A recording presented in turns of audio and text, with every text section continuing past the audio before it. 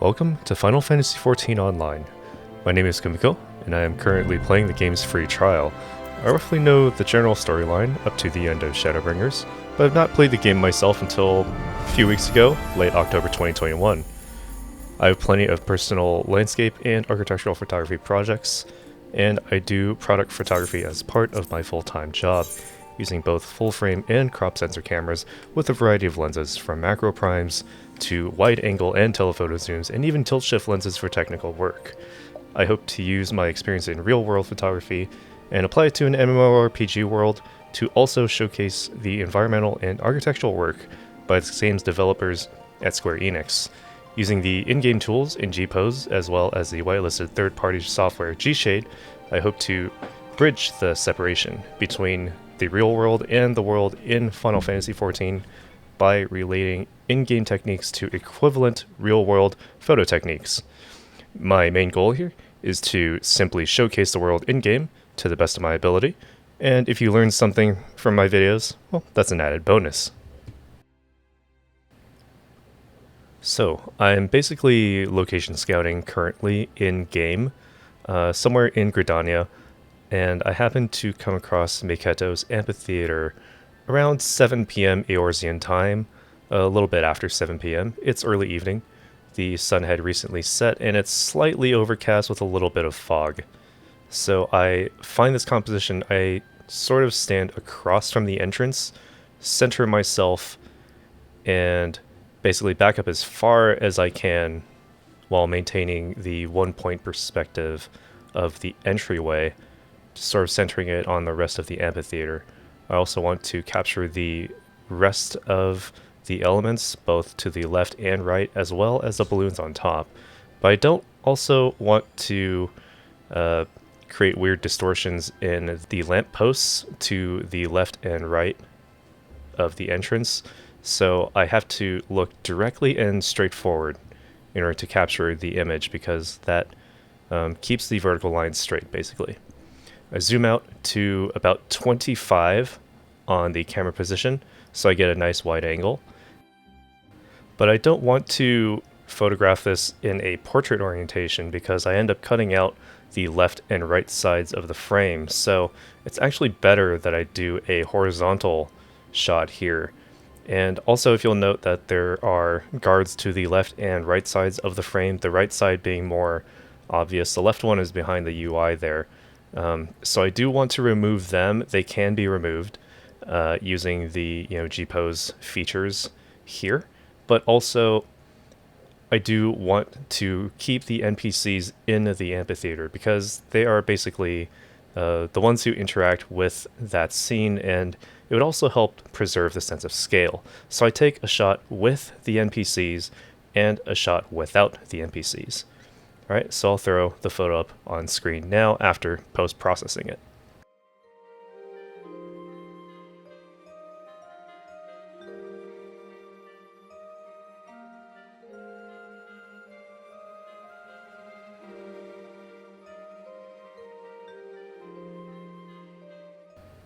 So let's talk about the composition here.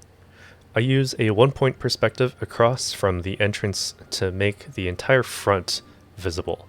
I stand with my back pretty much against a wall in order to capture this frame with a reasonably wide angle without distorting it too much. Final Fantasy XIV screenshots only go up to 4K, and the colors are all based on what you see in-game, so there's no raw format or low contrast filter that I personally like that can fit a raw color and contrast profile. So it's like working with a JPEG, or in this case, a PNG. It's basically as uncompressed as possible. In lieu of a tilt shift function or lens, I line up my horizon line as close to the center of my screen as possible to preserve the vertical lines of the architecture, then crop off the bottom portion of the frame to have a nice bottom third, middle third, and top third of the image, capturing the theater in its entirety, while also keeping in the stalls to the left and to the right.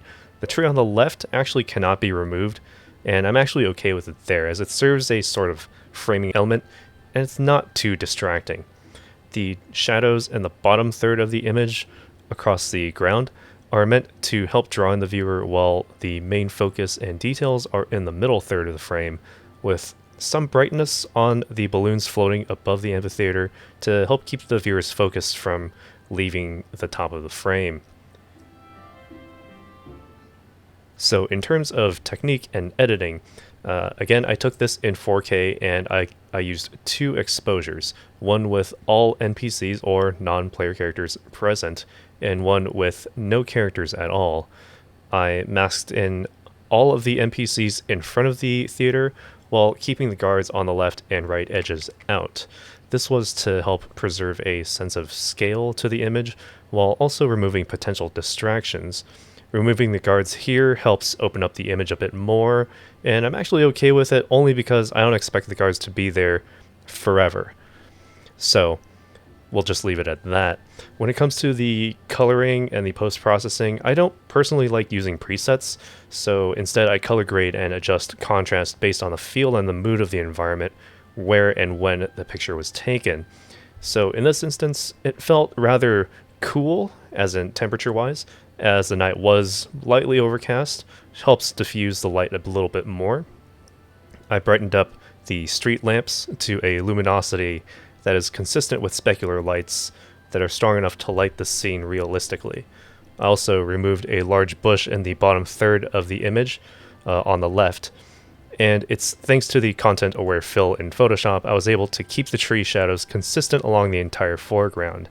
I used a bit of dehaze in Lightroom to make the amphitheater clear and crisp, and finally I added the tiniest bit of post-crop vignetting to help draw attention into the frame rather than lead viewers out, though it's so subtle that you probably can't even tell it's there.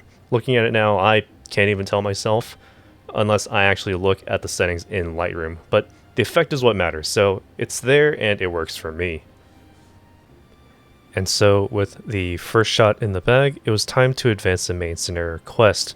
So my next destination would be the Chikareiden Tam-Tara no Bosho. In other words, in English, the Tam-Tara Deepcroft.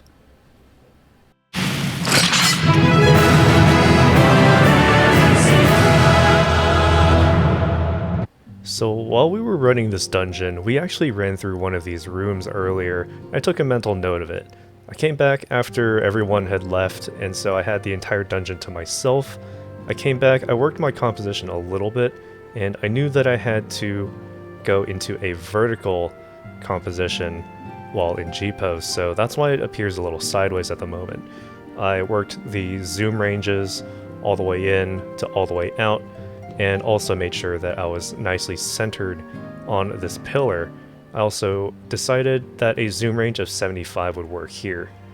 So here's the image. I only took a single image, and that's all I really needed. I didn't need to take multiple images here.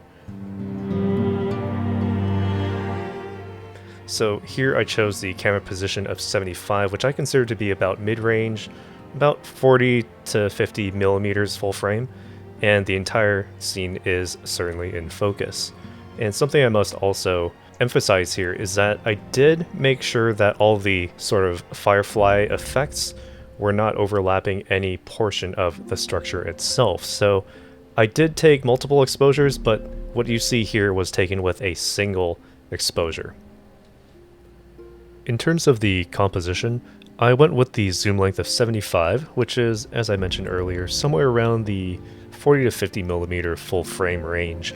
It allowed me to capture the entire column here without distorting it that much, and the depth of field option turned off, so the entire scene here is absolutely in sharp focus. I placed the 2 lit sconces along the rule of thirds line that separates the middle from the bottom third, and I actually reduced the contrast of the scene overall. The fireflies as an element gave it a bit of an ethereal feel to the scene. I also modified the colors of this image to be a play between warm and cool, specifically between red and green.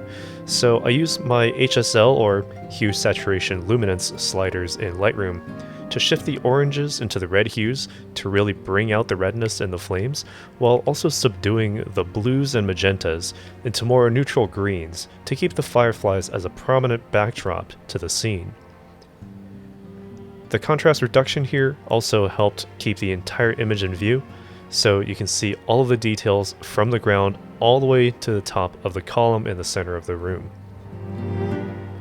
Finally, I placed a radial filter in the open portion of the column at the center of the image to brighten up the interior and emphasize the lighting within so that the sconces in the foreground don't grab all of the visual attention. With the second shot in the bag, it was time to move on to Ul'dah.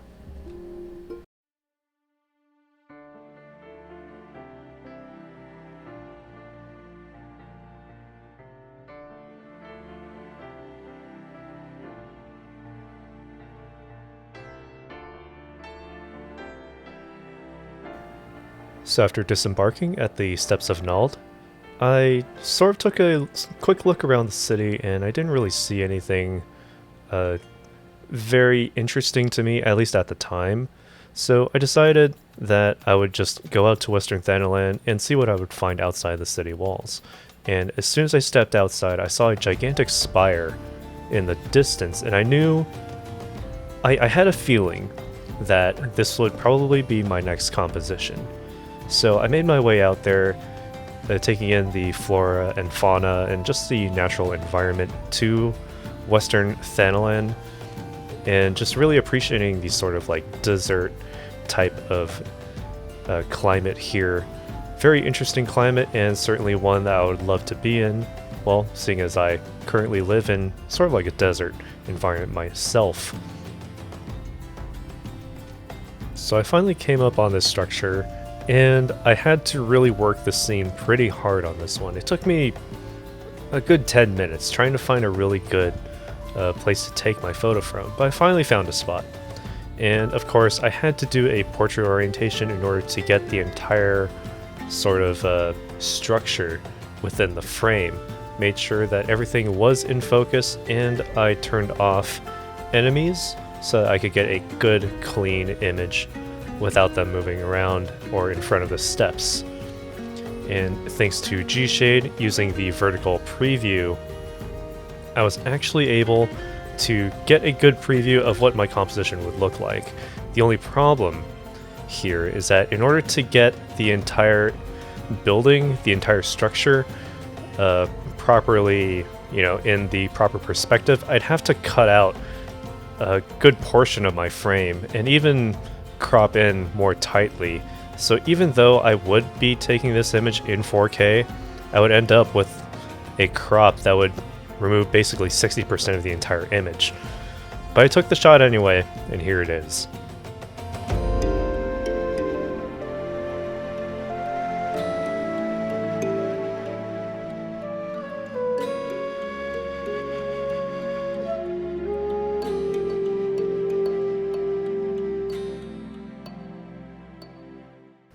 So the good thing about taking photos in Final Fantasy XIV is that you can actually always get a perfectly upright image. So your compositions will always be perfectly upright if you're doing architectural photography. The only downside, however, is there's no actual proper tilt shift function in any of the G-pose menu items or even in the G-shade presets. G-shade does allow for a tilt type of function, but it doesn't have the shift portion of the tilt shift preset. So in this situation, I was stuck with, well, do I either get the photo perfectly framed but then have to realign my vertical lines, or do I get my vertical lines correct the first time and just simply crop out all the information and lose a bunch of data? I chose the second option because it would actually end up being easier in the long run. I can go over why in a separate video, but that's basically what I went with. So probably the biggest question you might have here is, why the black and white color processing? Here's why. I happened upon this scene at midday, and I still decided to photograph it. I didn't have a reason at the time, and I didn't feel like waiting until later in the evening to get good sidelight during golden hour or even during the blue hour.